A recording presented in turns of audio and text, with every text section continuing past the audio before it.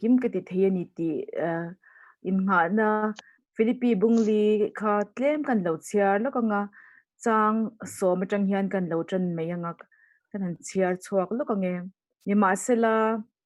in ni ngai to azia tun nuwa in ron ti thar le ta ka wang hian lalpa chuan ka lom hle ani chutiang kong chu ngai to kha zong in ngai to te mewa rem chang ro chu in mulo mai ani katlak cham thu soi zong kani lave ke zong eng ang pu in om mai ila lung oi zel kaching to sia tlom taka omdan kathiama hausa omdan po kathiam boka thil tin renga le thil zong zonga tlai le ril chama omdan hausa le lachama omdan thuruk chu ka shi chuak to miti chaktua chuan engkim ka ti thei ani ti hi kan thupui tur kha ni ya za ina kan speaker tur kan thu sei tu tur Pi Lalrohlui Ralte hi tamjok chuan kan shemei thia shilo kan lo tak hlawin Women and Child Development Noya State Resource Center for Women hianin assistant coordinator in online me kan ya Ashiat lo mo katia ka lo share nga school khat chhuak kan lo nia ai kan hanin contact chu ka shiat kha ang ka tilu to ga lo ni reng bok renga apa tang dei to ka lo shiat te lo ni vela ka lo uput to zai te ka ti vel me ka ru ani san chu kan ngai to chho vela khan chuanin I asei tur hi aton shiat ama pathian na tho lo lang I khami chungchang kha share do na za ina hianin theology and experience source of theology kan ngai pui mo pakhat ani experience zaina hianin khami kongjong khanin experience kan kan ngai thado na kan tu sei tu tur hi chu wangin zaina kan thungai thlak tu hi pui mo ka ti ema a big in theology laina tangaron kalphe chonin bitam takhian experience hi pui mo lo ang ti hanan ngai to an ngai ya ti zok yang western theology an anga lama phe chon ma se apoi mo azia hi zaina headline local competition tu ve kanin ka sha chuanin kan tu sei tu tur akuta kan da ma in pathian hina changchai na hun lo mangila changchai ang u ol pa kan pathian in mangai tu zaina hun thattak mai min pele a kan lom ema hetia anga hun kan mang thei hi nangma chanpuina nia du angin biak in lama te in khom thei lovin le meeting chi sang sang kan nei thin ang te kum dang anga nei thei lovin ma se chuti anga om chung po in hetia anga inrin ni zana piang hun thattak kan nei thei hi lalpa kan hodu te chunga po hian lom thu kan soin nangma chunga lom thu kan soi tak zata za ina hian lalpa nangma ni nom puin kan thu sei tu rohlui po nangin om puin chanpuila athurun sei tur ama ton shia ta changa in ha tho lo lang aron share tur te hilal pa ngai thatu zong zong de tan po hlok puina lo ni thein turin dingin om puila nangin ti chukang che kan soi khom hun kan man zel tur te polal pa nangin minom puin min veng ka tang che chun joi fa pai so krista ming kan di le amen ole tu na chuanin kan tu sei tu tur ku ta ka da nga chuanin aman soi ho tur te po khamiron kai shwai mai se akuta kan da nga chuan chu mi zo a chuanin hun kan lo mangle don ya ole pero lo ale in za vai in zi bai de kule ka chong ki a sha the mo in cha the ka chong in cha the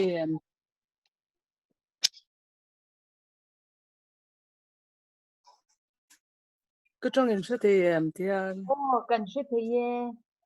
kan sha mi ron chan na ka shele to si la ba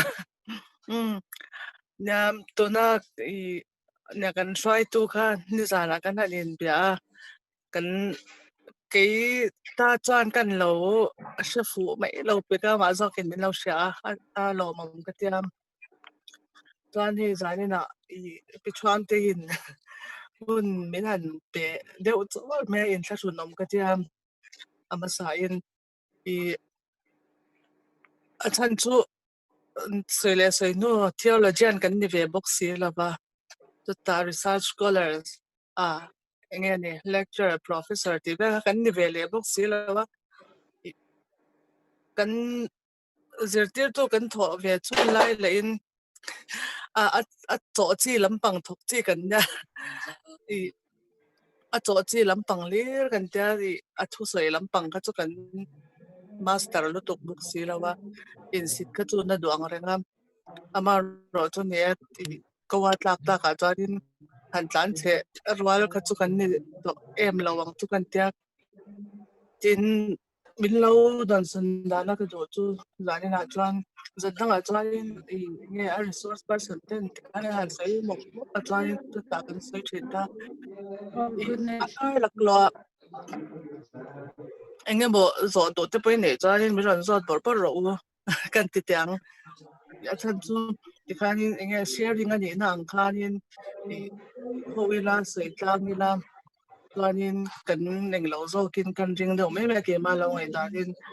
chuan chuanin i sei ti khanin neng lo chong lovin sei tlang ta ila i kan eng lo nga tu ni china kan swai tu ina aron se ang khanin i PC ga sa kan kal thina ti tiang PC ga sa kan kala ti khan high school kan han kala college kan han kala tu ta chuanin tuna hianin zirlai khana mem ka shilawa ka laptop pat ti ain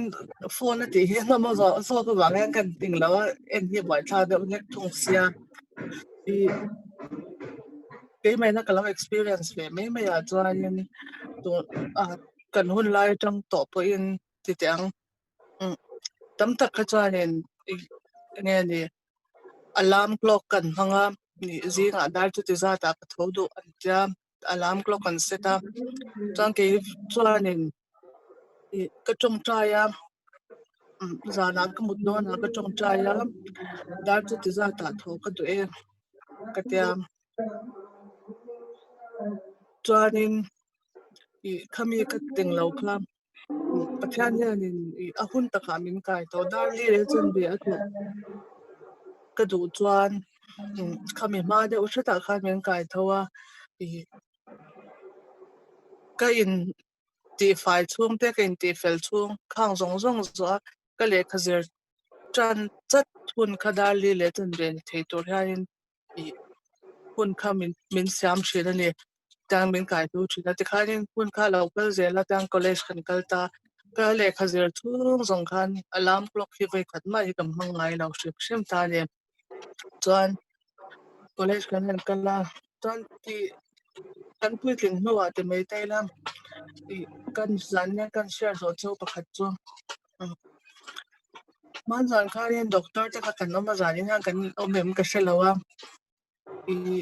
myositis ossificans si kan ne chu chu i ti shola hian calcium in deposita chu chuanin ru asiam ta a ti shol kha ru asiam ta a chuan bana te chan kia te changbi khilo om ta ni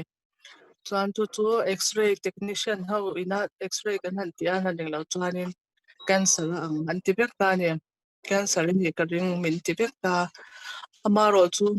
doctor doctor ne na in anterior le putula anteriorology ka ti amaro chu ni chuanin cancer ang kan ti ani an ni technician ne puina cancer ang an ti ka chu cancer ang cancer tura kan ngai kan tu ni chuan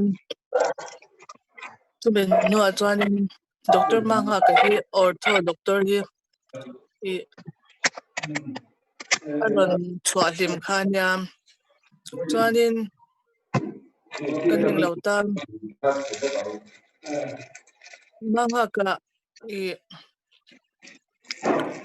khanin an study vele khanin hi myositis ossificans ani a i sakor chung chuang ho te hian an mu thina atita ni chuanin i amaro chu helenat na hi adam theilo phaya pokal mula inin seng thona ni mai chuan chuanin i omza omlo minti sakta ni chuan ka ke hi chu chuanin a mishing ang lo dam thapa ngai ve thin kha kanita chuan tiang ka ke hi ka khopi apot marta ni chuan ke tlon kal hian ka kalta ka ke kha abai ta chuan i kal khat kal po kal chak hlei thei lawa i tirnan kilometer khat kal tur chuanin be fe anga yang dar kar fe anga yang tiang chi khan ta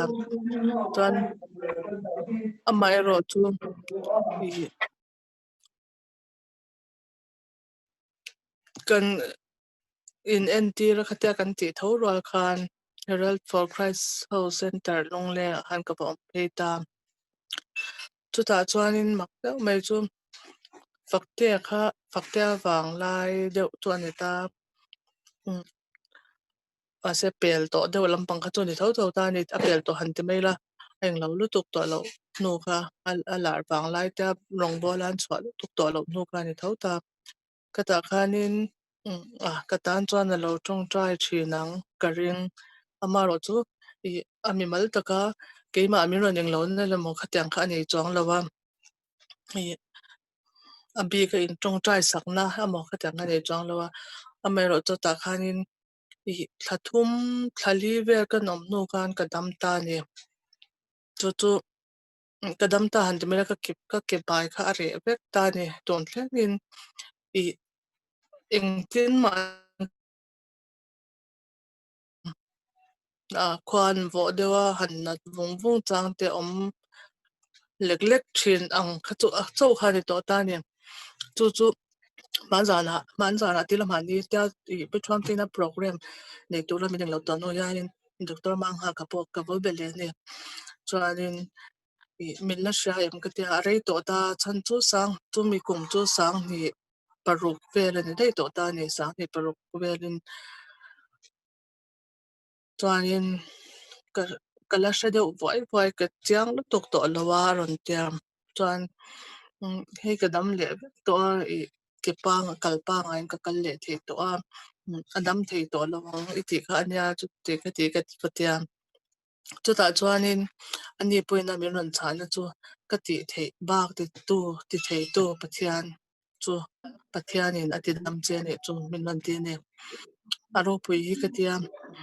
tang ka ngai toilet thina va in ni thlanga pathianina min hruai na te lang zong zong khi kan ngai to thina manzana pitram te ne na kanin biak in tam teu ka sei to khang lung lung te ka chule han in share vexen poni to lawanga zani na chuan khang zong zong ka khai kom na chu va in ni a thleng ngal kan ngau te kum sang ni som pasaria pai min bora sana chu min nuwa chuan a tilai kan veng mission veng thang chu sikul pe kon tlan tor service tur bus te kan han eng lo kan pa dam lai kan ti kha aron moman talota ka kan enkol chun zom chowe kan tia i kamya han pokanin me chatan chuan ke chu heti mai kanita a har satna tak ka to ka ne kan veng tilai eng lo sha chuanin in hisap thiam main karenga a lok lo dan tor te le ka tang zong zong kha mi sang chhor chuan chu wang chuan driver chhor lo thei lo ta driver kan chola chuan kein office kan lo ni office kan chol ni ang te le in rin ni ang te han tang chuanin conductor chhor chuanin poisa kan in dai don lo ti in har conductor tur khanin license si cover bai pui ta ni chuan cover bai pui chuanin hei ania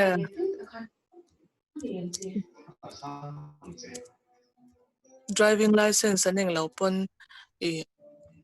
eng mon lo zota khatyang cha khanin conductor license an ti pon i mo zo tur khaum ta ni sha tur khaum ta chuan i khang zong zong a khanin ka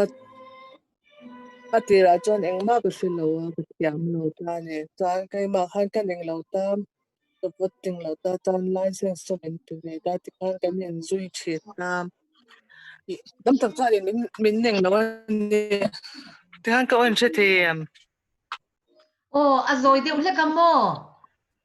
azoi deuh an ti a chu o ring deuh hlek ro trong ring deuh hlek ro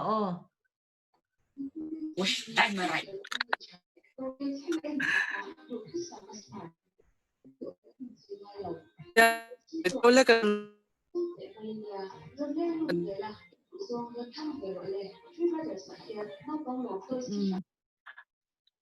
chu chu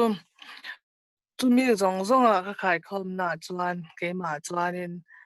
kan thu pui pawh kha eng lo ka duh thu a sam lo a kan ti dei tiang kan thu ke om nem te ina vo in ni din mon ka thlen na chan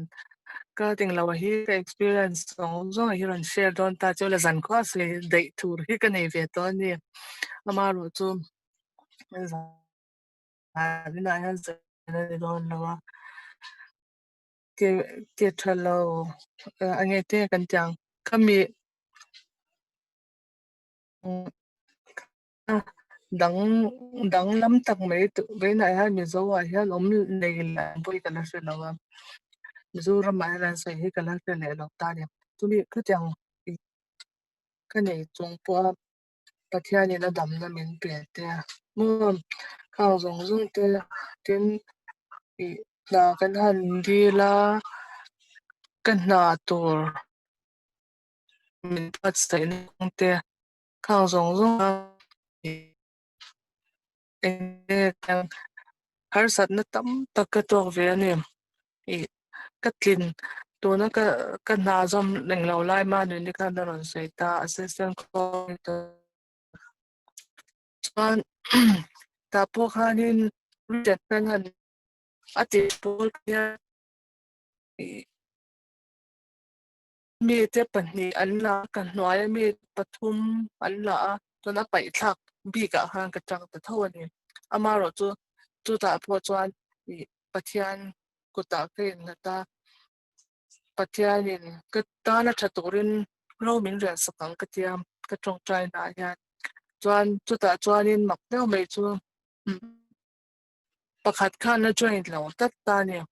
chuan an join lo wa chuan ka lu kha ngai ta ka lut ta a chu mi hnuah chuanin pakhat post khat nge ni post kha an ron ti tlem le ta ka chuang le ta ni chuan chu mi apo chuanin he tlampang zonga min lo post char char tu kha lam tho ta post chuang le ta chu min thua chuanin pakhat ti an la bang le ta khata kharin lu mai om tak kha ke lo om sa kha lut mai om tak kha kan ta rwal khan mas da do tlat lo ta chuan ama ro chu ra chuanin mak deuh mai chu ka ti mai ke mai ina ka pi a ka ti ngai reng reng lo gan pathianin kong mi ron hon saka ta chuan ka dil atira ka dil na po sa tak khan ke ma eng lo ni reng reng lo khan ka om le ta chat mai ni vo in ni thlangin ka la om ta chu chu ti pathianin na min hruai na hi amak e min ti chak tu a chuan eng kim ka ti thei po hi ala ni lo ama zo khan eng kim hi a ti theia ke ti hi ani mang lo hi oma ke chu a man ruwa a ro pui na ron tar lan na man ruwa ve mai mai hi ka lo ni ti kha zani la an ka ron share tu a hal eng lo ve ula in ngai dan te in rel lo te mi eng lo la ta chuanin kan sei som zel ton da in pinu te khan bin bidang ho kha lamiut ami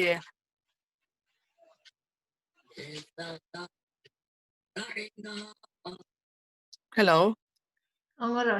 shoi tu ku ta ida mai do na mi oi kanet chat lo nge net chat in trong po ka chang te lang Ishaen tikan. hello Trong Ishaen. Ishaen. Azona ka oh ka zona the nia. Mizoram chu oh nga chuanin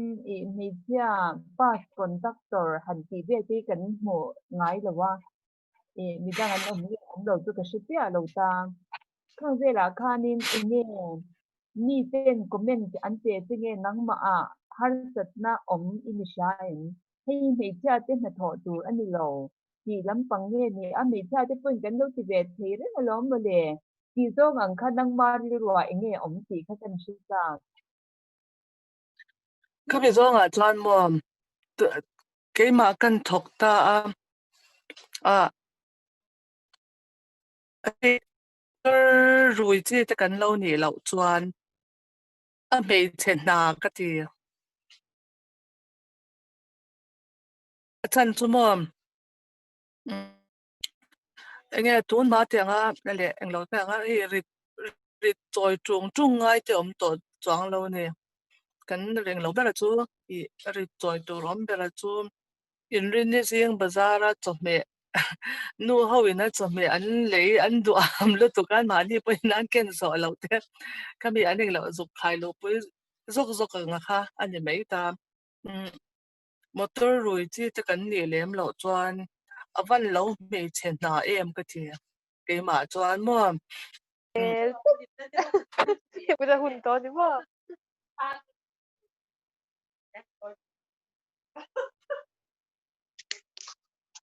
ani le ta chuan mi te ba te ron chuan te khan mak ti eni nan en te en à em về thu mà em mà chuan mi sang sang kan na ru sang kan ti a ko kan ne zawa chen ka chuan in ti lama ane tu ka lo ni boka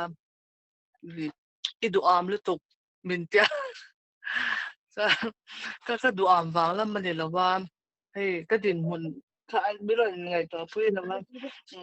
i du am lu tuk min tia a chen chuan in a thalu tu tia lo ti zia lo an tia ka chu comments sang ka chu ma lo chu min min nui ka chen neng lo le min ka chu an 50% tu niang thawana ti zonga chuan mo amaro chu ke ma hanin enge ka in ti englo luya ka in ti ngeng luya ka chang lui zel thawa tuna chuanin hemi kan englo na area chuan nga ya min nei to ta mak kan min mu to lo ta ni chu ti vakin englo a min ngai to lo amaro chu mei chia a lo tho chi ka ti ke ma chuan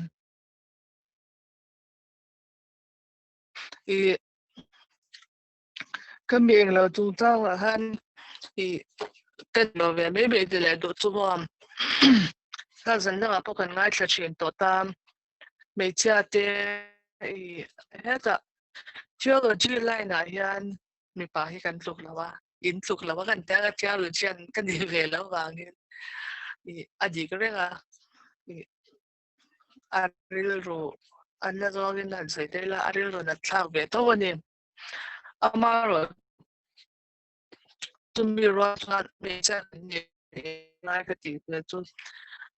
kan department a chuan tuna hian officer in line up me a director chang chau the tur in line up me chia fikan ni ta ni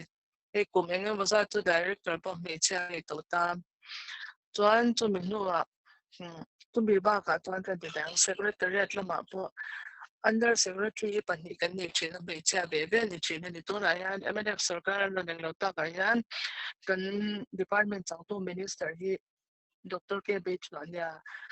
chuan asut lampang mi amoi lo lama lo ngai le asut lampang mi under secretary mi paran da chu kan deputy secretary pom he chania kan joint secretary pom he chania chuan kan secretary masa a pension ma pe kan me chia thawai ta me chia lia ka ta in line up chota ne I an tha tlang che tho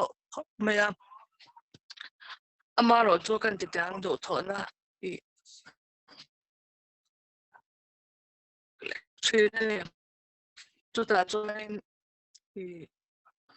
mi kan in en te kan tang kamidin mun mi patin an chila an no I telfai kan tiang din hula kan din te na kan ke ma ni kan in ti chakangai ka cha bele thungana kan qualify lo le la kan thei lo le lo amaro chu noi de na chin noi de na zone hi kan ne chena kan lo experience to chakin kan lo mo dan ta chakin chu ta ke ma ni kan in he kan ti cha lai pa ministry telfai ti so tin hi noi ne tam pita one department at the point of Pinote Maha Pita one and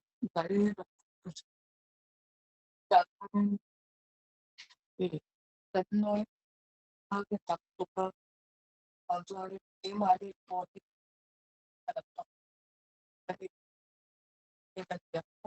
and later came Mali and it's up to our July to can say do can be a women empowerment in Lauzonga and kan ti chak thalangai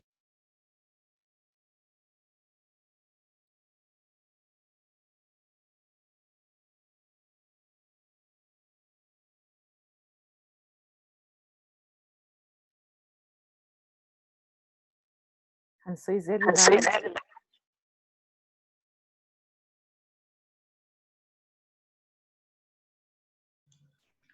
Ronald Hajla Ron attend them katina that only lo manile medical kan zot veng o kan zot ve ange ma lui I sharing kha angai nom khop mai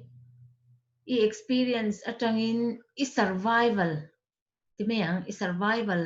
experience iron share alom tak tak ni asan chu ke man tu te po hi survival struggle vek kan ni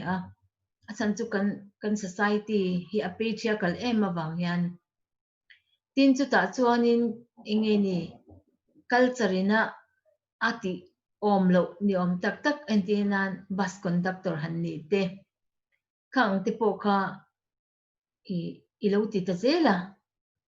I thil tona chuanin embarrassment kha chu I tong ve thawin karinga ma se rin ain alo ti chi khop mai I ti kha aro pui ka ti achan chu kan lu chu alo awang hianin thil tam takhi kan hriat lo te po hi lo oma tin ka ngai poimo le zual chu women in leadership kan la khian kan effort kan petok lo ti lampang de ulekha omin ka hria I adik karinga in department isoi so na te poni tun matang kanin ne social welfare department hi marginalized department de ulek ani na taka chuanin women le children te upliftment empowerment po hianin welfare hian mo an phurna sa mase tun ma zong khan ka hriat kan thian te le ka hriat thei china chuan ne nang ni point lu ma nyanga I officer hi chu kan ne ma se an che hlei theilo an budget te point control lo chuwang in social welfare hi mi women officer te tam hle ma sela an che hlei theilo te poni mai thia chu kong khat ni ta se ale lama chuan I women te hianin position kan nei vele hianin ingeni leadership at thazo khi kan exercise lo mai the bokani intinan hey South India kan oma Church of South India pe chuanin ordained women hi zadeu thoni toni chuwang in an soitam ber chu women in pastoral ministry an lak an ken ko hian I abik takin hey politics anasasi a chuwang in politics ta te po hianin a play na sa a te po antrang ani mai lo mo ti te khatiang khanin role model offer tur bik kha a chuang em ni gender adang laman ni ringota leadership quality leadership position an omin an ngai ring tho eng ma mi pa ne na dang lam nan om lo ti te po om ve ta ni khatiang te po kha om ve the to ta Mizoram ma hen ani na taka chuanin I kan officer me chia tam em mai thu te image hi a negative em ani ti kan ria a tin bank ka te po indu angan soi chu me chia te ni a biak har angan soi te me chia te kan ni a masi khata kan target min an target po ani mai the ka hre chiang lova adik thei tho boka tin hei tunlai pe chuanin kan economy te alo che ema meichia tho hian bat ten thra lu tuka achan chu kan chung te hi Burma sumdong an tama ani ho hianin an soi thin chu Mizoram chu a hre om mai ba min bat saka ching sing thum man TV te kan batira ching za ten min rulan ti ching voin zat ni an rulang anin omlu tuka kan vakala chu ta po min la betha du lo le ta ngala chuanin ching zaten min han vom a ten tia khang ti tu te kha meichia anni anti vet boka kateng khanin tu na hianin notice state anga hianin women liberation a chuanin a ber kan king to hial in karinga naga meichia ti an liberate lo emani ti hi ka hre chiang to khop mai ani la ka chang ke ni chu kang tak kan ni ringot mai chuwang in mizo te north east anga chuanin kan kang bera ngai ta ila mase eng role model nge kan pek ve kan ti ve ti hi ka ngai to china chuta chuan tran na tur tam leng ka ria a nia chu tiang zonga ka ngai to chuan entinan ani na taka chuan tu na hianin hei domestic violence te po kan tia women violence against women te po kan han tia tu na phe chuan hei human trafficking a poster te kron da thin ka in rin ni tin dar nga a kan nei thina khateng khanin a traffic kara te po mei chia te po an ni zel khan mi pa ho hian fiam thu tho nan ten min la mang ma thin han ka ria a chuwang in mani le mani kan in tran te apui mo amar chu kan in tran khanin tran chan kha om ve tur ni a tak kan nom to ni tran tlak in kan om ve tur ni ti ang chi kha women ten leadership entinan chu nang pol po office a iron soita a tha kati a khatiang ang kha office danga te po khanin a om ve thei tho ani ti kha karon comment a idole milo chang la nyai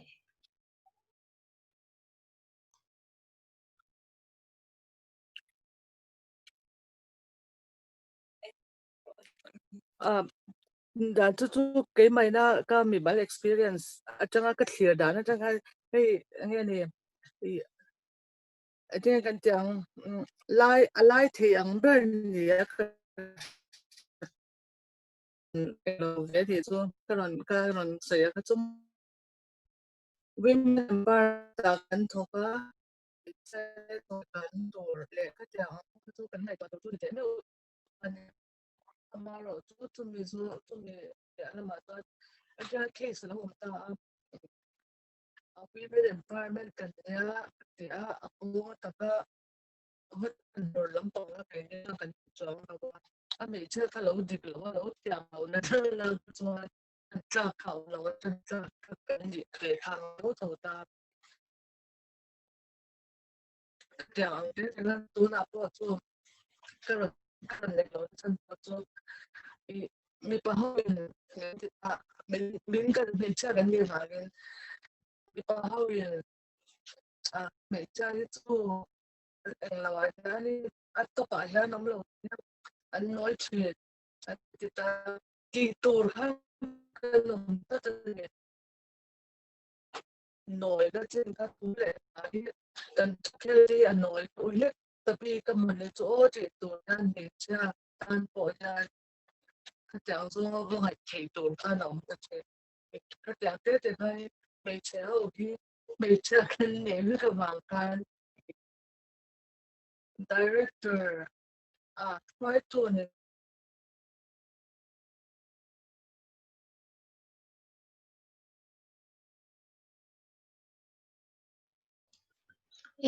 Ane ta lau le to manun try to aron lut le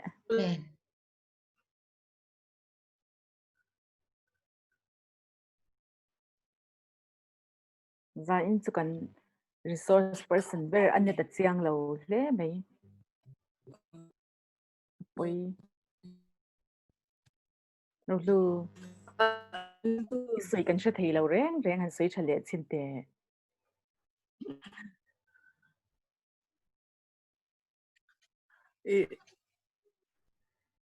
chân itu mấy chế cái bộ director lo ta mấy director đều cái lẽ phân ta đi anh đi chọn cái thầu về thế nào chọn cái tạo ra đi anh em hay đi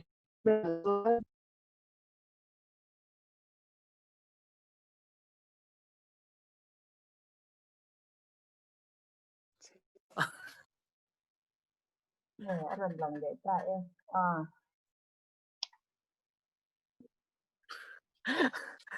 ra nên tu soal lampang hiran che tel ta ta bai thang kan idra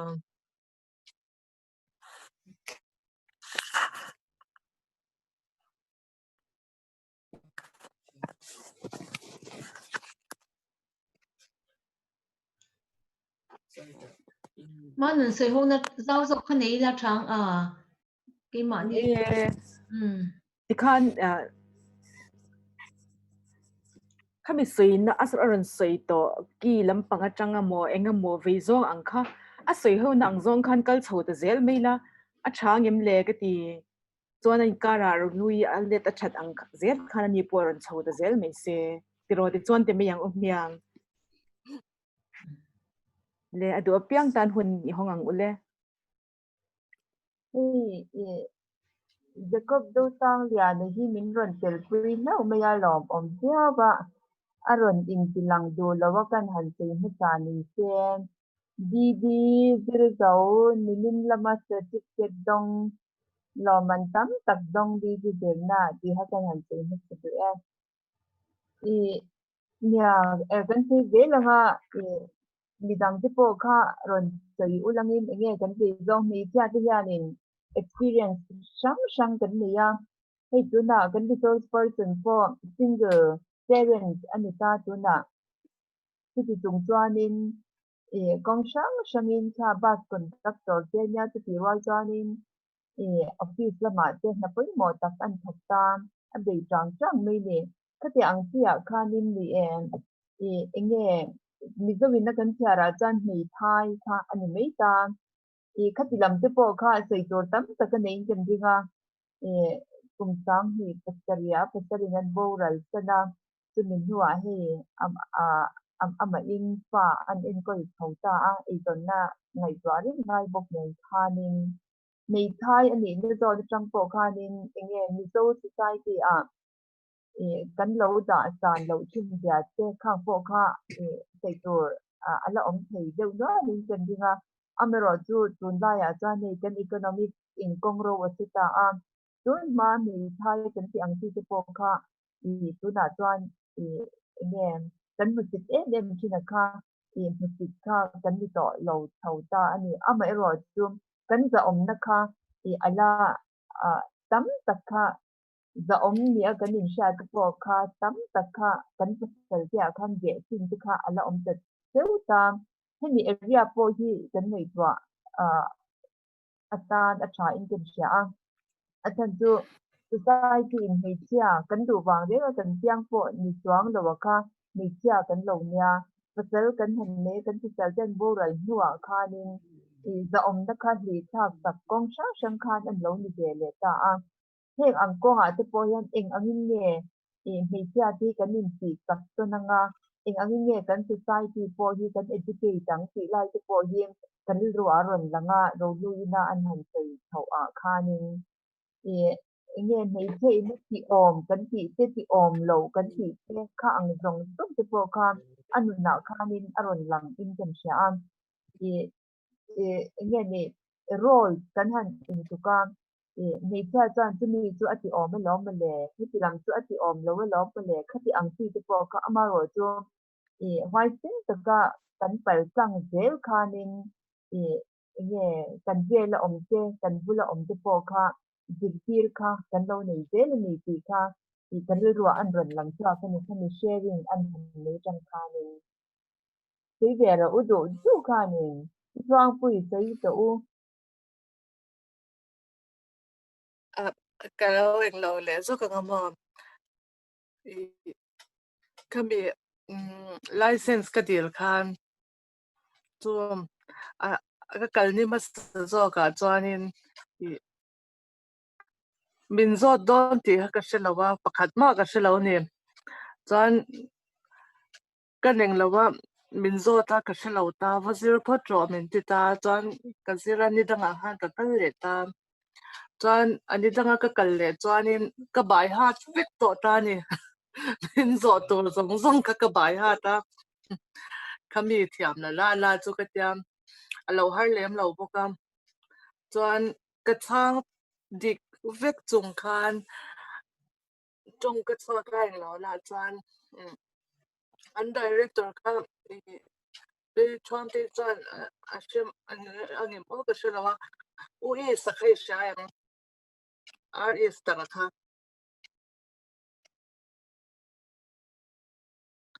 u e sa u khanyam chuan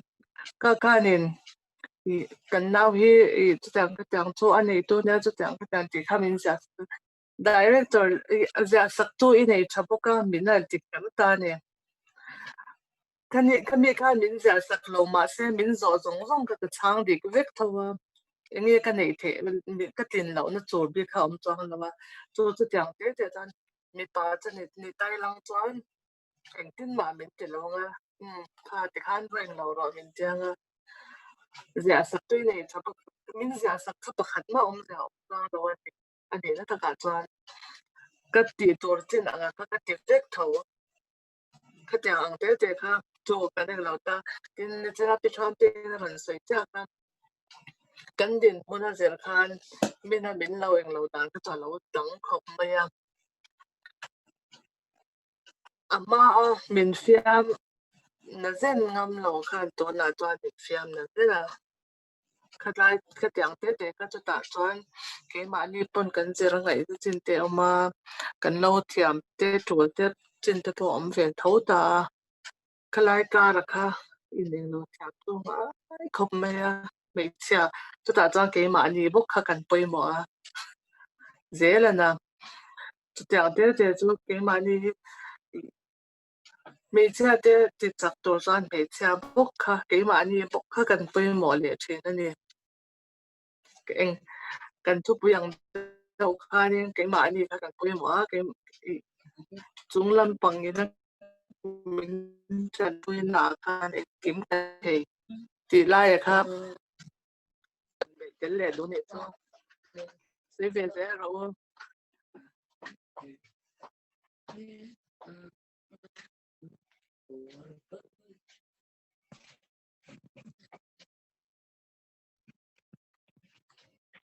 chung te te rami te kha kan lang hak che u nia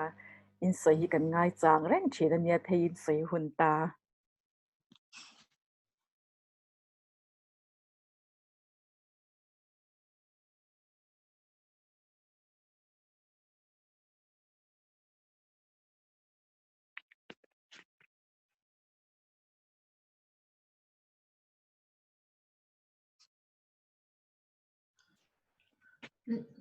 in long nga in nga chugin kam ni khat le kan sei le lokanga hi sarkar thil hi country chen hi lo ngai khop maya sarkar hian scheme te plan te anga ma chu aken ko tu hi social welfare department hi atam ber ni karinga tin bank te po hian in scheme ania entinan tu na senior citizen tan te engemo a oma tin mei thai tan te bank ka te po loan a interest a te zok a claim zok anga lak thina te oma khatiang khan rural development a te rural bank ka te scheme hi atam khop maya chuwang in hemi konga hianin angai ven tu pol hi kan om tok lo min chu o te ka ti de leka asan chu ka shelo ti de vekini maya tin asia te point indina social welfare department maluite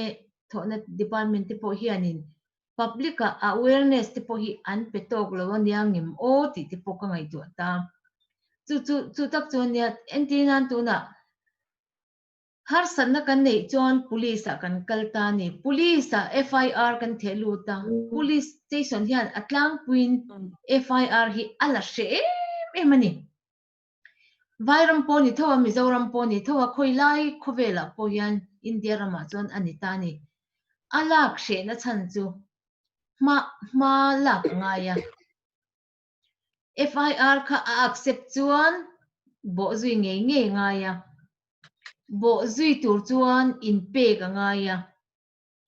khami ang chia khanin tuna te po sarkar scheme tam tak om hi kan hriat lo karinga a thok tu ten an hria a ma se an bo zui pe lo chuan entinan additional work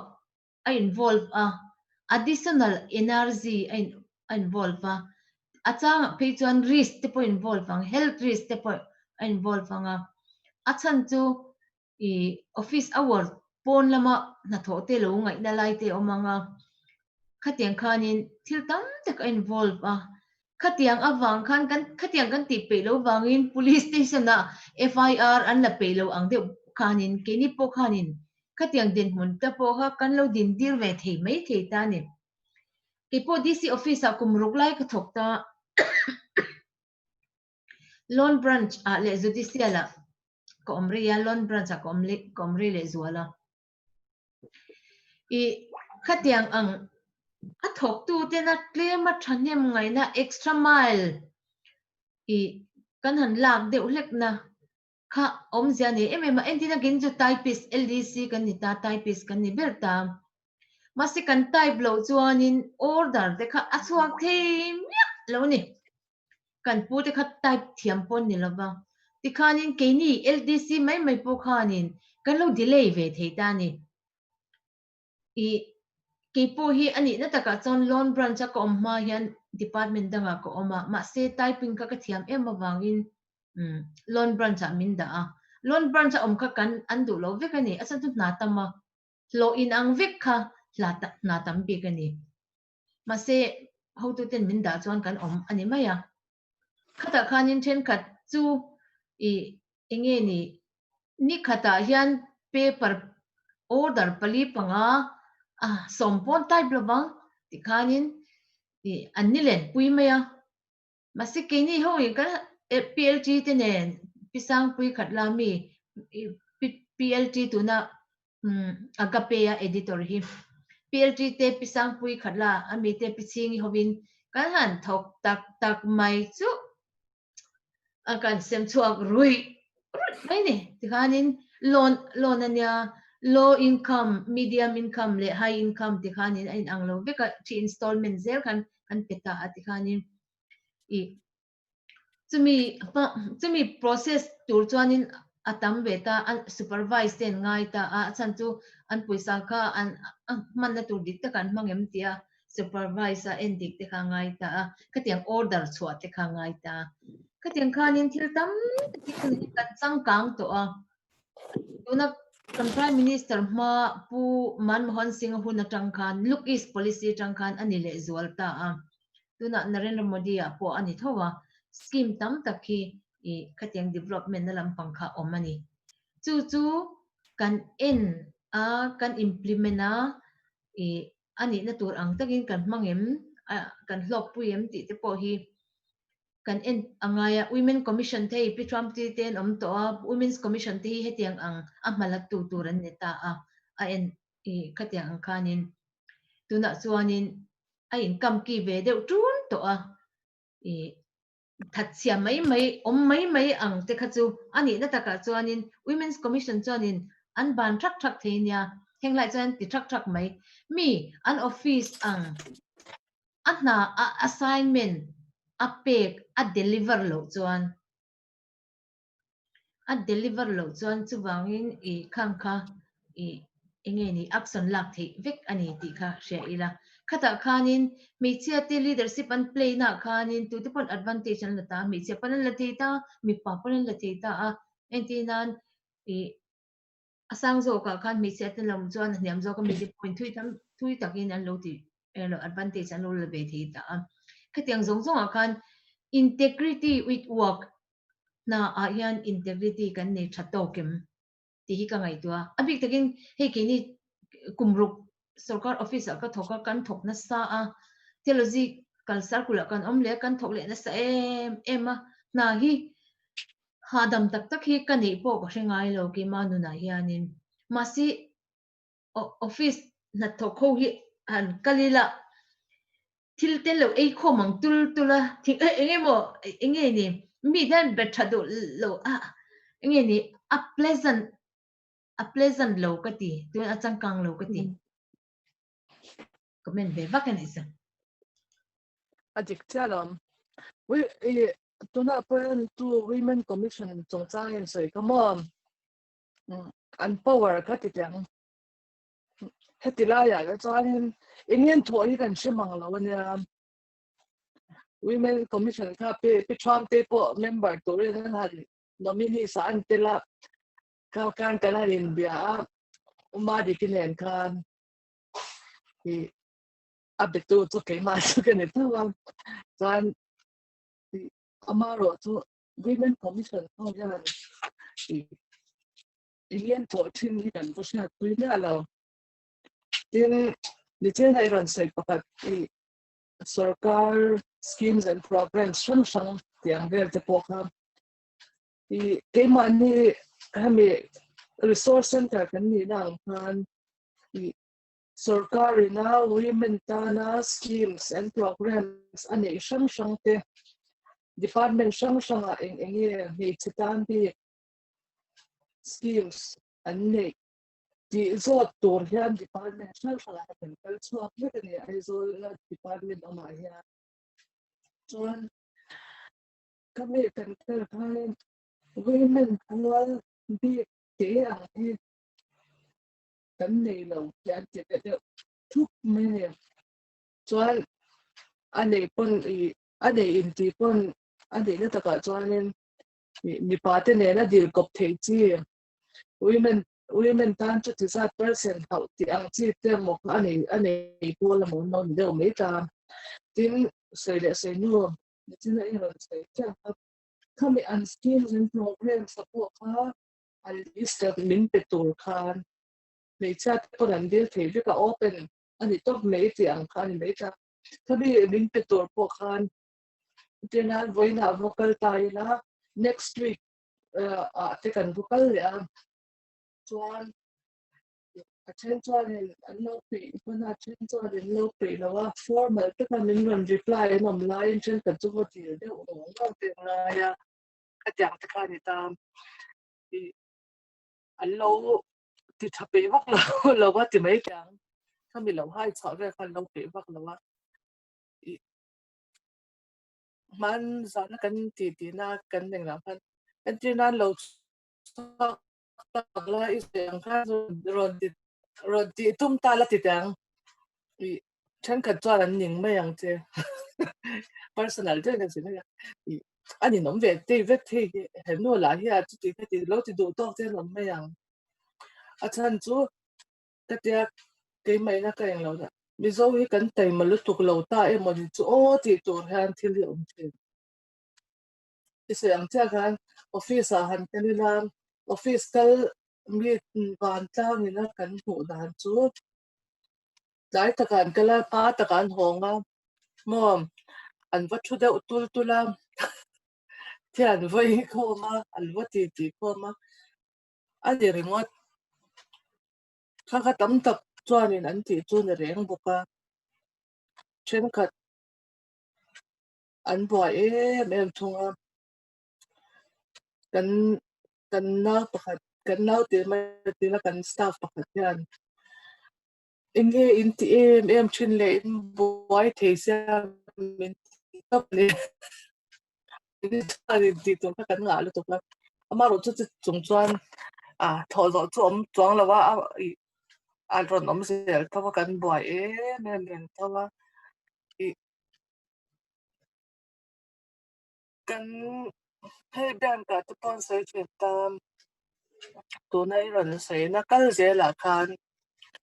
i scheme sang Atelan mi pui na a pe cha kher ni chuang lo ti ya loan kan wo di the ang chi ta po tam ta ta ni a pung tlem deuh te kan ti an lo te ama ro chu ka an zwar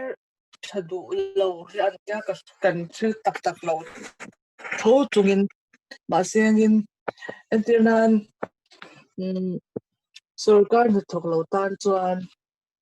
loan te po la ka har em ta ka tiang ro tu ka tu sarkar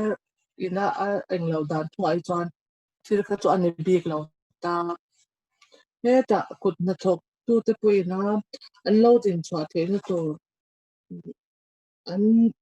survive the na tu ta an man ba la the na tu ta na kong kon sak tu rong ka chuan nom ta ma ro chu kan kal phunga ai chuan sarkar na thong lo tan chuan thei lo tu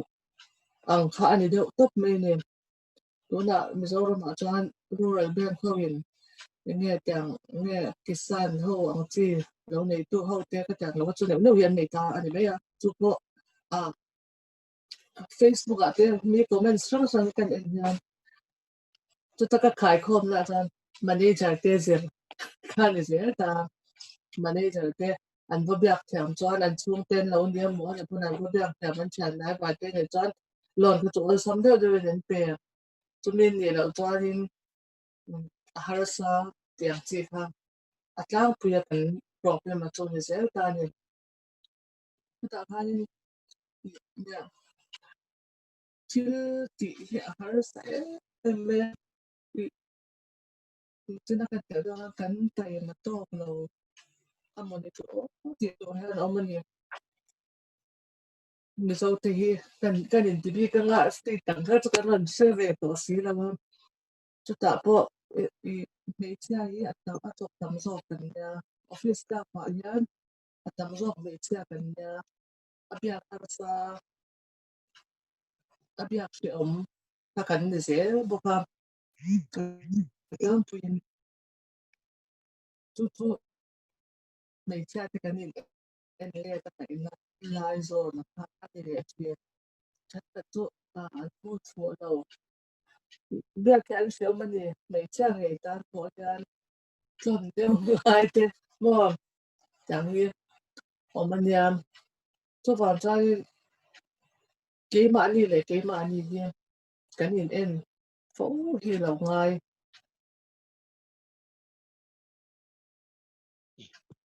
cái xoay nem tối được tụi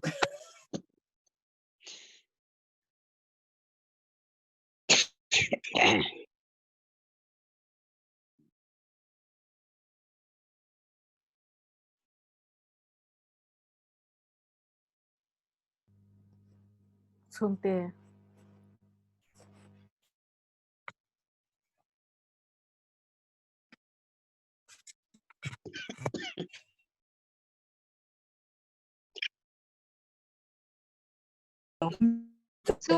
chung te an ko chen i chu Cái mà mốc. han sei ro Ê. Ồ. Ôi hả. Có lẽ. nè kha Pi Lalrohlui testimony angai nom khop mai mi encouraging kat ti boka soi chua thei hi chu thil ho lam to tak kha ni ma soi chua thei lo tam tak khar sat na i lo pal tlanga chumia chuanin pathian khongai na zara ipal tlang thei na kha i chak na thuru khanin ril ru a khoya mihringa chak lo mai la pathian a hian chak na hi kan lo nei ani ti kha chianga chuta chuan pathian kha kan source zok ani ta ka wang kan mi pani khera chak khani lo ta ni ma mei chia kan ni na po kha kan source tak kha chu kan main source kha chu pathian ani awang kanin kha thil kong tin re na khan kan chak na tur zok ani ti kha karil ruwa alo oma kha mei che conductor ta kha Mizoram kan lo nei chu ni ti ta kha kan sia kha lom om kha ka ti ang reng khop maya ma ro chu Mizoram bus to dewa kha ding mala jang ka chuang ve zawa si khon chu ba boy thak ta om deu mangi ta kha kan ti deu ril ru mai maya khang zong zong ta khai lo pal tlanga nungai sa nom tak chu i lo ni nghe ni mania van doina wanga fati han enkol chuak teite in na du om tak mai mizo mai chia na zongina kan chel phak hau lo na du om tak mai ta khia han chel chawa alom om katia in ICWM po resource person kheng a kopin pathianin roi chole ze cha heite po hi alom om le in kasia chuanin itu soi pakhatania ataka practicala in tong level kha kan karon sheve vek lo ta mei chiate a officer lian te le khatiang an ni chuan tlemin an thu noi ti te mo khami chungchang thu vela khan kha te na dan khang kha omin karinga hemi psychologically ke mane mei chian an lo ni na ngai dan lo sa hianin 40-50% theng hi akai shuain ka sia kan ngai thak dan te kan ngai dan te ka tiang zong zong kha ada thengin ka sia tin kan noi shim wang po ani lova mei chia chuanin an lo soi chinangin khumban kara la pua enge nok nai zong zong po kan sheveka pasalte mo zabale balo po kan sheveka mo engkim mai kha ngai tua theng tu chuanin kan ka tanga thil han chua kan ngai tua na ompo niam anoi le noi lo te chan ti angai tua chuanin mi em mei chengai tua chu noi ati ei alom engki mai ngai tua tu na chuan kan soi chua po kha ate kan soi chua omang alian kan soi chua po omang chuwang chuan khata khanin mei chia te vada noi na ang zong athil kan lo lak thin to lu tu ka wang khanin với ni theng po hian khang kha kan ngai to dan na hi la huai tua omin kasia hei hi zoi ya kan siam chho apoi mo in kasia kan noi shim wang ani ati zo na zongin kada anga mei chia anoi shim wang kha ani ti kha zona zongin kada anga tu ka soi adu khani sela chuanin nge ni damna ichan chan chin te kha ngai nom kha kati a ichan chin hi aziak te point da lai soi khan dần khoa soi ai cho nên dần khoa khăn lâu ziak char mai la abua het in writing a te hian adar zau thei zok ta midang tan mal som na alo ni thei zok ta Bible a thu chuang te po hi a ho lu tu eu tu ka chu po la thu soi lai na lo mu thua thu at tha ti mai ta kha ni mo kha ya ro pui zok kha in writing a lo chuan mi dang tan mal som na ani le zual kha karinga khalai ni kha kan soi ni sela toy day ni soi na nga thui tak ero chu kan he na khan thu cha khai da chatani ti kha kan soi thei ni sela kalo me Tung tây lệ cả bù gì cái in buồn na thì ngày năm trước khi nó ra cái lẩu cha đó lo mẹ mòn tung tây trước ra khi anh ngày năm lúc tôi cái lẩu cha tung về thì biệt tổ tám tắc mình hụt cha có cả ngày năm tắc cái run về là nhỉ cho anh thấy cả không nghe lời tụi nó mà kan ina tam lo chu lo mai thei ti ve la ni ê Rồi cái đi đón sẽ thì ngày public đầu lớp mình nghe ai alo no te ron alo content lo thei mo te lo cha ko đấy ko cái po ê ngồi rồi ai zola okay ờ zola ờ possible em mà Pam cái te ho ku ta ka lo da mi mu ma ya ya chú mà lui cho nên lệ khá bùzia ama ba cái này chú à chân tin ê cái à chân chú ya Eliza ipom chậu đàn tê is ascend puina iselen pui đàn tê struggle tê joy tê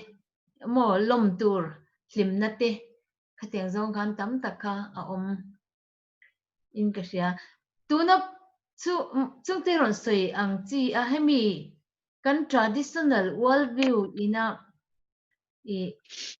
minute min project dana ka kami ka tu na kan argument the tu kan ana sei ta a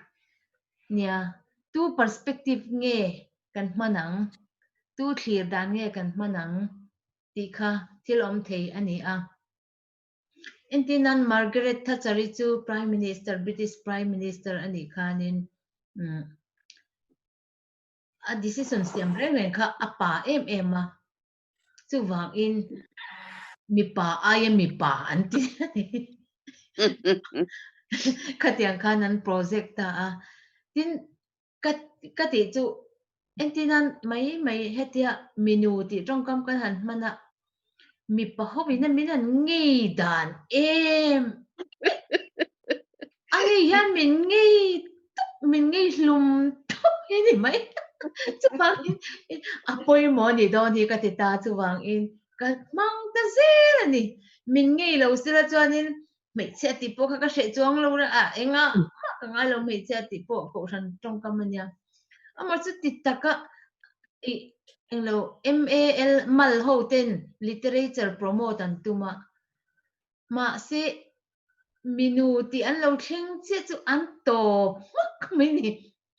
khatiang khanin du big an select ta khatiang selective ideology kha an promote ta chuwangin an tan chon priority kha ni lo ta tin ke ni tan chon priority ni ta chan chu empowerment ani tlatawang in mi patluk pui zen feminine gender omani menu kan han ti che khan an ma ni tluk pui anga kha an rem ti lo re rang chu wang in menu te chu trong kampon ni lo chu ti khati an tianga na men lebin min hnialanga khatiang khanin enge ni society na image kan pek du dan kan son thelo kha om ve the ta amar chu tu na kan ron soi tak le ma lui poina ron tia ke pon na karon ti na kha chu kan tran lak na tur kong ani kan comfortable lu tuk to ani na taka chon India rama hian caste system an practice ta ni caste system hi tu te po abik takin aminu te kha promoter an ni zo ka mi pa chun ngoi leu zo entian dowry harassment te po nu kha promoter ni tlatani nu kha an agent mai mi a nu is nang soite anti wanga e enge ni kan han trong ve kan nuam kan lo ti a decision kan siam ve te kan nuam kan lo ti a amar so a negative lam kha ka tiang zong khan in soi tur hi tam kho bin ka kan society hi ani na taka zong kan la analyze tok lo ania chuwang in sai chung te kha sai chung hi an trong ve te se a video te hi han tilang ve phot mai te se tiro chung sai chung han lo lang ve te i video han off an on la han trong ve te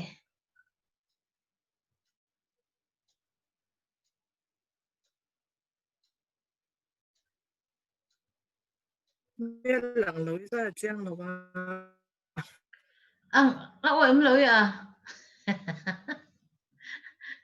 han sai ve le lang te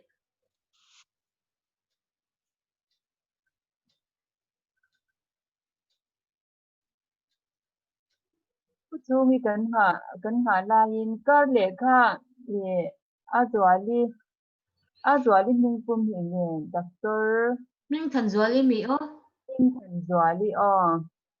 azwali hun tur nia e aron in ain buat saya ni po amaro ji ka din kha alo lang thei lawa e azwali kan be sianga chuan ani ka thi ko shena chang in yang kha kan hanin buat kinna dot le kha Christmas kha kan lo nai to don khop maya unu te hi anin don thar ne ya Mary tungtang vela chung ve chu kan han sei thei chu nya group lo ma te kan han nge ni kan han sei tho je la nga ege kan du dan tu te kan kal te dan tu te khanga khan manun kan lo at theyang te ngem group a hian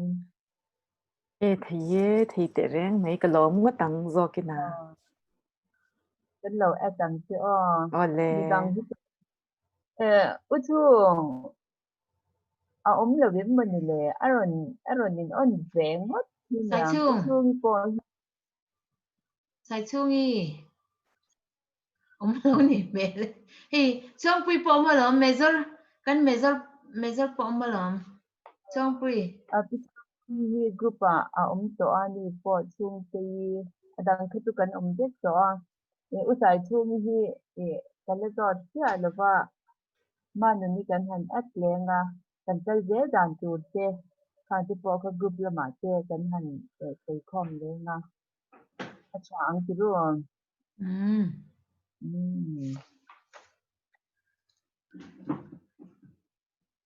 remi kan han som ti ang le ina saya hun ve ta in ksia remi mu chu man le chu no chu ro din hong i so hi ngai nom chin lu to ron sai to ro le sai tur em cái gì là vậy aron chok le thamang em sha lo pon cái rùa lâu đều để cái chỗ in ron sai to thắp cái chỗ bằng chân in hành sai về lại cái khang ai bắc cái tỷ lâu tin i action cái sẽ thì lâu lúc to cái chỗ bằng chân i cái mister cái nghe ni tắm ta cái mà sẽ ni china midang point in ron sai ang hanin zan ina kan resource person kha achwan cái tia ki po mizo minu te zinga bus conductor te kha an lo to chinang ti kha ka shengai lo re nga ka lo le shat tlem zia te kha nge ni ka in she chwak wai ya khang te kha ngai sa rum le in ka sha a chon tuna ta chatak thok to boka lom pui ka ti boka chuanin pinu te sei le lui po khanani thawa uchung te soi po kha khami kha karil ruwa kop ve ke po uchung te ron soi ang chia khanin me chia te hi kan noi shim shimem ni ti kha zo na kha lian tak me kha oma kan noi shim lo ti ve chin kha ka ni a ke po hi en tir nan he kan trong kam shim a po ke ni me che chak lo te han ti ang chi te khang tiang te mang du lo chin kha ka ni ta ke ma hi chuanin chuwang chuanin kan noi an me che hi chu an noi nak mai ni han ti te po lo la nak ke chin hi ka ni a amaro chu ti reng ro lai chan ma son na tur kan nei ni ti kha chu a chiang reng me an ti tu na imron se chang khanin kami kha analyze tham takani a me che kan ni shim wanga kan va noi ngot kha chu arin lova amaro chu ni ani ni chana soile soinu tu perspective nge kan la noi chu enge kan define na tu inge define ti te po kha kham te po kha kan ngai to kha a chavia gin ka sha a chuan amaro chu nia mi patriarchal society a chuanin enge ni kan ideology te kan understanding shim hi dominant understanding akhachu mipa ina an thirna angkha ani lo lo thina chumi abang te hle chuanin kan chan le zwal hi angai kati a taimak na konga te hianin ka tha ka fele chu ka tim ya lo ke po hi thei to pi ka chwa de sham thina ni ka class te ka kal regular me ma ka kal lo ngai lo ni min ning ani zir lai te hial po hianin min ning khopin adam lo ve ngai lo re mi si chu anti khop khanin ka kal lui ve sham thina ni achang chu min compare chin dan kha ani miao thak thina ni enge mani mi pa ina ka colleague mi pa in entina mani lo ti me se enga ma an ngai lo tu kha ke ma ka ni kha chuan me chai chu an he ti ka talom min ti dona ni ti ka sha ta bang khanin ke ma hi enge ni ka chang shama ka chang lui ve sham thina ni khang tiang ang ko nga khanin in ron sei ka cha ka ti kho pa kan in ti chak to na ke ma ni ngi po kha tiang kha mi na min ron define dan le min ron shiat thiam dan kha ani chin miaw wang khanin extra mile hi kan kal tak mel hi angai chin ani ti kha achiang hle in sha chumi te chu kan ron sei ve lo kani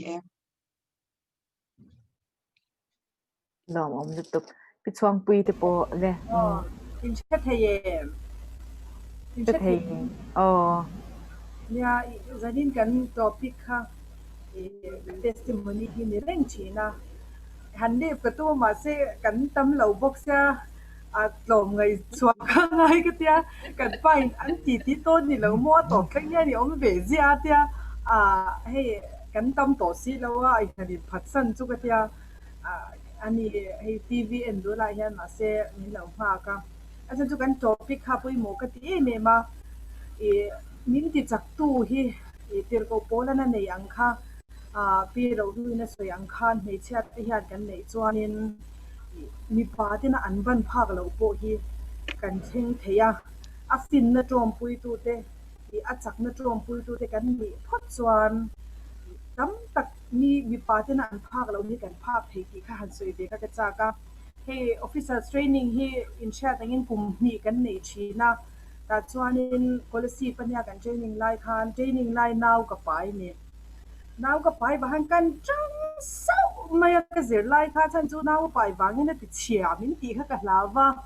ta chuanin education a qualification a chuanin no pang ber kha ka ni bu ka wangin ka sang ni alawa midang ai khan ma se now pai wanga ti chiat nge ka female ni na wanga ti chiat pin nu te na soi chin ang deu khan na on pa ya thin me ya theng chi mo ka tiang kha situation kha a then lo nan khan he eng kim kha chatta ka ti ni the na khanin ka tang zwal sawa nge mo tir ko pola po in tiang khanin a ti theya ti in zanila pi tu te so yang khanin kan changa ti chuanin naw ka pa ma khan panga na kania naw ka pa ya pakhat na kha ni ta ni chu mo kan se son kha som ni le patni kha kan nia training ho kha chu ta kan se son me te thei tu na london na om cornell ni ya te ma himi te te kan base me kan nia chuan hei du na bd zo to mon major mon fu ye ti te po hi an nia ke ai thia ta khan nia ma se naw ka pai khan hei ke ma khan in min chan te lut tu ka pakhat na kha kan ni ta naw ka pai no thei kan chwa kan zir tak tak kha chu bang chuanin alo ti ve thei tuk ti kha kan soi lang ve du shim shima tin mi pa ti ai han pathian han influence mi ba he theina te min pe a chakna tam tak hi min pe zok ni te po han ka chi na thil tam taka enge me chi om nem zok ti te hi chu kan tong kam eng te kan soyang kan tong kam ni mani kan in pen ve na wa se ani na taka chuan khat yang han om nem zok a han in nei mi alo tur nia mi pa a han thil tam tak ti thei zok hi kan nei ti hi ring khatira poi mo ka tia chuan aruna chala kan oma ta chuan hi Mizoram kan Seilia na aizola voi khatma rampo na te kan lawa aruna chal kan han thinga hindi kan thiam na hi Mizo chu kan sha hindi kan thiam lawa ase kan zil char chara Mizo chong le English le hindi hi ka da ko pa ka the to pin kan zira amak ka te chu he me zanina kan topic aka du mem na le min ne thin na chu lalpa awanga ka ti thei kha ka she chuak min sia chan ti re me mai ni ti chuan kan zil char chara dik tak chuan tong ka thia kan thiam lo wangin sap tong te tu ti ve thei nok nok mai la mi an thiam si lo ni kan in communicate thei lawa mi an lo kan le kan phusuk maya mo telephone ron ring de kan hlawa tong kan thiam lo chuan mo mi ru hi ha maya ma se he bible chang min ti chak to chan engkim ka ti thei ti hi adik ka ti tu ka ti chang kan zira amak lu to pum som thum kha kan pel ve shet adi khalai khan ka ti chung khan hei sha jeng theina te khamin pe a ti chon chon ni voi khat kha thu kan soi kha mak do main hindi khan on chuak ta zut zut mai ni chu ti khan aron chuak ta zut zut mai an lo sha thia man ang chun lo hallelujah an lo amen na thin kha ti chuan ni ka fa te chun thiam shim shim an ni chu sil char khanom lai tingin grammatically an ni chun zira ke ni chu school kal ve ta lo chu kan thiam lo ta a ti chuan khai nu soi dik vek mai an ka lom khop mai hei kha ta chang khanin thathum kanom na chang khan hindi khan sarmon le tong trai te benediction mo mal som tong trai ta ka ti thei to vek mai ni chuanin makha ka ti khop mai a chu bang chuan he bible chang min ti chak tu a chuan engkim ka ti thei ti ke mani chak na hi ni to lo min ti chak tu lal pa kha ani wangin aman min puya chu bang chuan nei thai kan ni te hian mak deuh chu min kan pasal te min nak sak tu lal pa hian alo kal san ya lo ti hi ka shi chang mem china chu nge pasal chen te bula po hianin ka soi china zanina po pi lu te po kha double power mo pathianin ape ti kha karin thata chu bang chuanin min pek lo be min nge mo ke ma ni skip a ni kan share lai khan double blessing khamin lo pe be ze ani chu bang chuanin zanina po khami kha nu hei chia ten kanin hna ni semi pa te kha ni thum chu kha sar mo ni soi the lo re mak hi ke tiru tu ga chan chu nge kha chu miracle ani blessing ani mo ka soi pak du lo chan chu mina in ti thei min tiang ti kan lawa ma se ani tak tak ani chu tu na po min la lak sak chuang lawa lung le ate kan bo ma samrai pula te rong bol na kan ne ka bo speaker Christmas te pun ka bo speaker lo chin ni kha kha pathiani min pe ve tha chu bai zani na kan thu pui hi a che me ma me chia ti tan kan pho ani a kan fin na ni a kan chak na ni bok chu wang chuan nep zok ni ma ila pathianin khami khak enge min chan pui ni ti lai kha testimony ang reng dawin kan thu pui kha kan soi bel ve ni kalo me du tok ma yang lom om du tuk hi dar som ri don to kan ti top don to nge soi du dang te kan ni kan da mem ma patrom te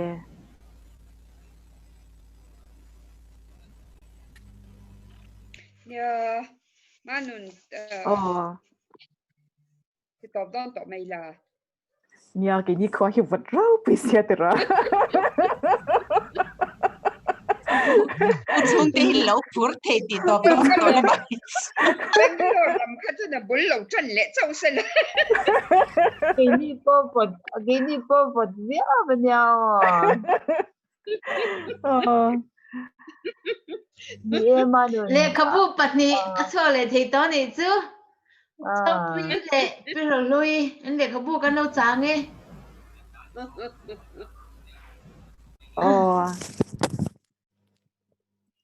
say về đủ lúc cọp na đi đều mấy xe cái này chú ấy sẽ thấy mỗi chốn tệ ấy rồi đi lang về ta ở tàu bắt cho cute tập hay mi chia tệ min tệ kan mobility hi poi mo ka ti to ka kan thil ti vel na le kan na tho te kan rong bol na a le kan thil ti na a reng reng hian chu upat to nu la ma hian in thil poi mo ka ngai deuh mai hi I motor khal hi poi mo ka ti to ka chu upat to nu de na han zir thale ta chu hay poi mo ka til to ka mani du ka kal chuak thei lo hi min ti enge stumbling block ve tak ni han ka sia chu chon karma sa khan driving test ka vakala DTA wa ka vatling mai ka va pass ve mai ka driving test su interview ron kal le la in date come in fix saka ni min kha ni ta ka personal interview DTA wa bok chuan khami min ti sak tu interviewer kha kan chian pa nia ka kal ma dei to te po hian soi ve zia min permit te poi pehnem lu to ka thu ni to MVI ya khan ama thu ni tu ka chian pa chian ve lu to kan ta ama in hei kan na ka chian pa khadaron kal do na chu ti khati ti han alo sei ni chu achan chu thili kan in share ve ka wang hian chuan min shelu tuk ta ni achan chu WhatsApp a an kim ka number ka ming ka mi ka receipt te polo va thon ve ka ni oma chuan ma ber kha interview ka vani khan ka vang thut mai ni chu kan chian pa chu chuan min lo zot ta nge interview tu ka khriang khan min lo zot ta ma se makati em chu hi thil ka shiat nge min man kha tum ka ti mai mo min man kha tum tu ka chuan achan chu anuwa ka shiat le dan chuanin an titling lo wa an nin nuwa khan puisan pek an pe ya kha an tia chu an titling ka chin an tia ni chu ka chian den min lo shel le dan chuanin lo ve in zir le phot la ron kal leng chimin tia ni kar le ron kal le don ya min titling ta lo ta engin zo chia chu ti emema a ol kha ti le I chia nu potling mai bok sia van mak khamin tia ni chu kan pa chon ka driving test ka kal pui tu nu kha nia maklutuk ka chang dik ve thoin ka shebok sia makkel tu nga tinge khatia min ti kha katia chuan ya ti tani chu kan pa chuanin ti khan titling lo wa anu wan ninga achan chu corner de wani ta khami interview na mun kha tian paisa khan pezewa an titling mai china lam be chuan ti ya tu da han dui da chu kan chian pa kan phone anga min titling hal thei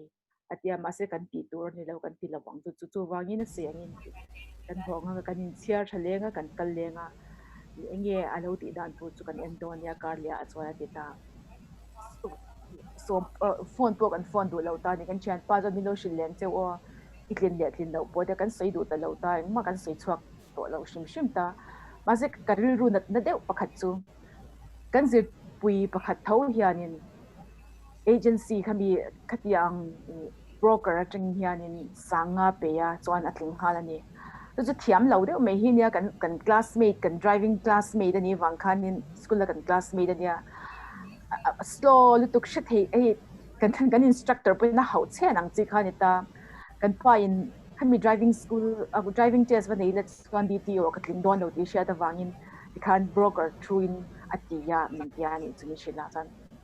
khang ti po khati khan tlinga tin chu ba ka kan chian pa dang khat po kha thama sa lo khanin khal po khal thiam mang lo kha chu pa tho chan chu mi tho chan khami MVI how to pa pok chon alo pe tho ta interview khami permit kha driving license ka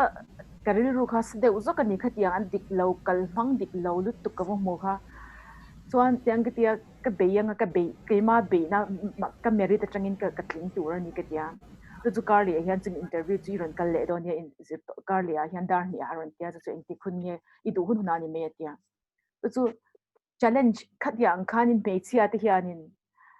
khoi mun apo hian challenge kan tong sa to ka ma se khami kha kan to na wang khan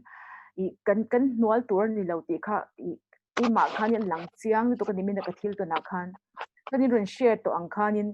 kan kalphung kan system a hianin meichia te hi mu niam na kan society kan mi patriarchal ai khan kan en vek to wang khanin meichia te kha an niam bik an thein wang ti te khang ang kha enge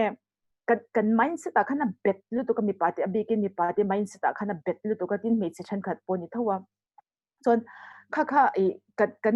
kan da enge kan pai thak char kha churin ka sia chon chumia khami kan chian te mi party ang khami vat luk tur ang kha chonin khat equality kha kan tin same ta khami kha equality wa nei thei tur po khanin ke mani lampang hi kan chen ve hi ngai ka til tu kan chian te ho ina in sei to ang kha thola kha za ina kha top na ang reng deuin atlit na ang reng deu si khanin pathian in min chen pui don chon ke ni po khan kan afford kha ngai na sevel hen ka sia faith without work is dead ani ang khan kha ke mani lama chang khan tai mata work tak kha kan chian nu china bi chung pui na ron si ang khan thei to pa chu ati aron ti ang bo khan tin remi te ponin thei to bin khan class po bang nge absent lo kha ti ang khan kha kan ti ve tak ke mani lam po kha achul hle in ka sia chu zai na hianin atop thlem ni chu kan tlem to viawa zai na hianin kan tam vak lo na chung khan la ho te khanin kha kan ri ro khan nei le in thei to phi chwa le ila min ti chak tu khanin min ti chak zual thei turin le engkim ka ti thei ama chunga ti thei tu khan exam do ni la exam zir mi alawin le pa min chen pui ro ti la min chen pui don lo reng reng kan zir mi alo chuan kha thei to min ke mani ti tur kha thei to pa kan ti ve kha a chu hleng ke sia chu zai na hianin top na reng de rin karon sei do zai na run kan speaker kan resource person ro lui chunga lom tu kan sei do ka soida ai lok tu ka ran sei tur lampang kha khatyang zong khan ran sei ka ring lo reng adam lo da chungchang te bus conductor a lo tran to chungchang te khang kha aro pui ka tilu tu ka tin bidang ina ran sei ho zong zong te po kha long thu ka sei do ain wa zawai chunga khan za ina i karon tel le hi ke po ka lok em china karon tel thei lo changin in leng te kan nei tho da wang te line lo chia chin wang karon tel thei lo chin aga poi ka ti em a ti chuan in a top nan in pinu te hi tong trai turin ka lo som ti ang trong trang không ngại na lệ giá ngại na khát căn pathian zanina keni women theologian te nang ma a ithu te zirhova ithu chu kan nun pui dan te in seringa kan hun thatak min pe ka wangin kan lo mai nen lom tu kan chila che zanina hian abik takin piro hlui tan kan tong traya ani po in nangma aton dan che nangma anun pui dan te har sat na le boruak thim tak atangin nangin ishuai chu dan te ilaka lom zia te kan zinga te ron shera heng awang ti han lalpa ke ni alongai thatu te po in chakna thar kan neya mal somna in ama kal tlangin kan zawai in min vore ni ti kan thratin kan lomai nen lom tu kan thila che tin kan ramte kan thira kan din munte kan thira bik takin mire thei jok te chan hai jok te tran pui tu le chan tu nei lo jok te mitam tak an ti kan ria a tin kan ram kalphung awang tin ami chak te lan sar na mun le thil ti thei na mun a khosa te kan ni meka chuti rual chon lalpa nangin imi te min thei hil lo zia te kan ria a mi chak lo jok te dom kang tur ten ko chhuwa kan ni ti te athari min ria ti la abi taken hei kan ma lo ka christmas te kan lo thleng don a kan ta na ilo pian na champha te lom turin covid 19 boruak rip tak kara te kanin bua sai ani a nangin kan hunte min von puila kan program kan ro man te la pa nangin min shat puila engkim kan chung lo thlenga piang te iro puina ta na kan man zel thina turin le lalpa min shetu te kan kiang om te ta na mal som na ai chan tir turin kan nge na che tin hun tha kan ni zel thi na turin lalpa nangin kan ma te pawh min hruai turin kan ngen che a tin kan Bible study kal zel a hian lalpa ngai thlatu tam zawk te pawh i kan in duh thaw ve hle a hetiang ang hun tha te hi lalpa bo mai lova kan thiang to ka ngai ven chunga thanem ngai le zuala kan network thalo chung kara te kan mobile telephone thalo kara te kan laptop thalo kara te pawh lalpa ngai ven chunga ti tang thei turin nangin min tran puila chu min ko chhuana zone ani ti athari min hriat ti rang che kan hunte min hruai zel min enkol zel turin chung kan lalpai suamin kan dile amen Amen. Alom tuk mang tha ve ku le mang thau le kan nuam thin alom nuam thei lut anh đoàn